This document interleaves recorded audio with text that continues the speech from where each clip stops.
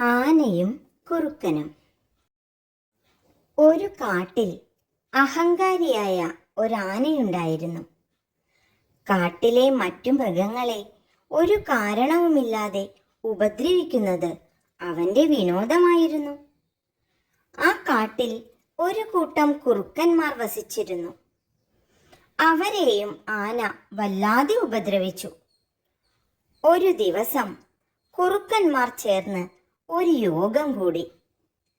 അവർ കൂടി ആലോചിച്ച് ആനയെ വകവരുത്തുവാൻ തീരുമാനിച്ചു. അതനുസരിച്ച് എല്ലാവരും കൂടി ആനയുടെ അടുത്തെത്തി. അവർ ആനയോട് പറഞ്ഞു, അല്ലയോ പ്രഭോ, അങ്ങ് വലിയ ശക്തിമാനാണ്.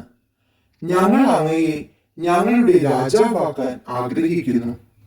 ഇതു കേട്ട ആനയ്ക്ക് വലിയ സന്തോഷമായി. കുറുക്കന്മാരുടെ പ്രശംസയിൽ ആന മതിമറന്നു.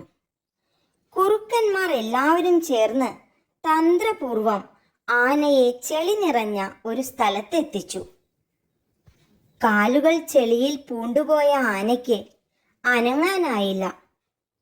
ഈ അവസരത്തിനാണ് കുറുക്കന്മാർ കാത്തുനിന്നത്. അവർ കൂട്ടമായി ആനയുടെ മേൽ ചാടി വീണ് അതിനെ വകവരുത്തി.